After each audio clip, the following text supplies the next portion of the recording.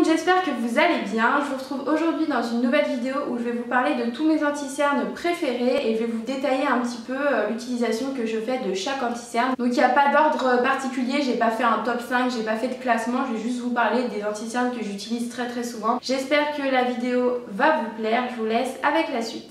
Mon premier anti-cerne préféré, c'est le Fit Me de chez Maybelline. Donc moi je l'achète sur le site de Maquillalia puisqu'il n'est plus commercialisé en France. Ce que j'aime avec cet anti-cerne, c'est qu'il a une texture très épaisse, du coup il va avoir un rendu très couvrant. Mais il ne va pas faire des effets pâtés sous les yeux, au contraire il ne file pas du tout dans les plis, il laisse un aspect très lisse sous les yeux. Du coup moi je le prends une teinte plus claire pour également illuminer le dessous des yeux puisque je n'ai pas trop de cernes, donc je n'ai pas à neutraliser la couleur bleutée des cernes. Du coup je le prends légèrement plus clair que ma carnation pour illuminer comme je vous le disais.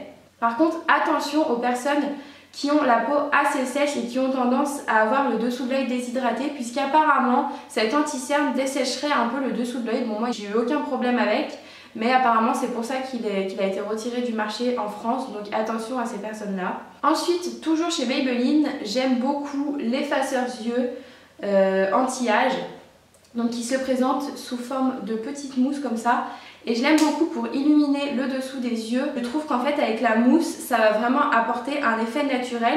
Contrairement au Fit Me, il a une texture très fine. Et ce que j'aime, c'est que pareil, il ne va pas du tout aller dans les plis, il ne va pas se dessécher. Il va bien rester en place et faire un effet très lisse sous les yeux. Donc pareil, je l'adore. Ensuite, comment ne pas citer le Pro Longwear Concealer de chez MAC. Donc moi je l'ai en teinte NW20, toujours pareil, un petit peu plus clair que ma carnation pour illuminer légèrement le dessous de l'œil. Donc par contre, cet anti-cerne, je vous conseille de ne pas l'utiliser tous les jours parce que lui pour le coup, je trouve qu'il assèche le dessous de l'œil un petit peu. En revanche, il faut une toute petite quantité de produit pour faire les deux yeux. Et ça je trouve que c'est un truc de malade. Celui-là je vous conseille vraiment de l'utiliser avec un beauty blender. Je trouve que ça rendra vraiment l'anti-cerne plus naturel. Le seul gros bémol avec cet anti-cerne, c'est que c'est un contenant en verre et croyez-moi, il se casse très bien. J'en ai fait l'expérience et j'ai cru que j'allais pleurer. Je venais de le racheter, je l'ai fait tomber par terre, il s'est brisé en 1000 morceaux. Donc faites très attention si vous êtes maladroit. Ensuite on va revenir aux produits un peu plus de grande surface. Donc là j'en ai deux à vous présenter. Deux de chez Rimmel. Tout d'abord le Match Perfection. Il illumine très bien, je trouve qu'il est super. Il a un embout pinceau un peu comme ça. Mais attention parce qu'au début je ne l'aimais pas du tout. Je l'appliquais et je l'estompais tout de suite. Et je trouve qu'il ne couvrait pas assez, qu'il apportait plus d'effet bleu aux cernes, enfin j'aimais pas du tout.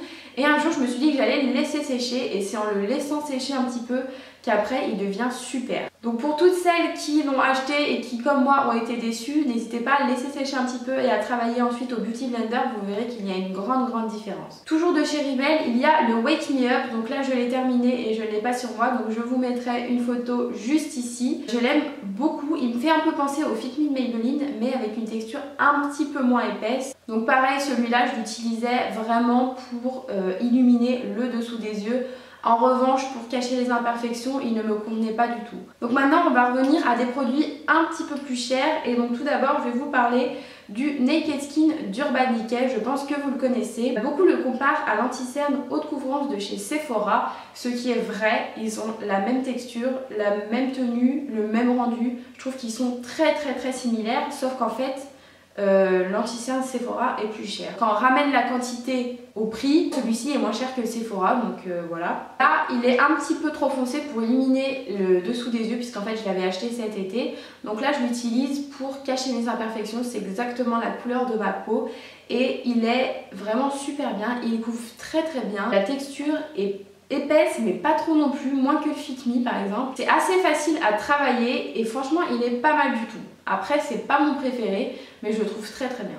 Et en parlant de quantité, je voulais vous parler du Born This Way de Too Faced. Je vous avais dit dans ma vidéo First Impressions qui faisait le travail classique d'un anti-cerne et c'est vrai, mais en fait je l'ai testé encore un peu et je l'aime pas mal. J'ai l'impression qu'il hydrate légèrement le dessous de mes yeux. Je sais pas si c'est moi qui me fais un film ou quoi, mais le dessous de mes yeux est moins sec et ça sans utiliser un contour des yeux. Donc je sais pas, peut-être que je me fais des films. Et donc je vous parlais du contenant. parce que ça m'avait choqué par rapport à l'anti-cerne Sephora. Oui, l'anti-cerne Sephora, j'arrête pas de vous en parler, mais en fait c'est une grosse arnaque. Il est super, mais il coûte méga cher, puisque lui il a 7 ml de produit et coûte 26 €.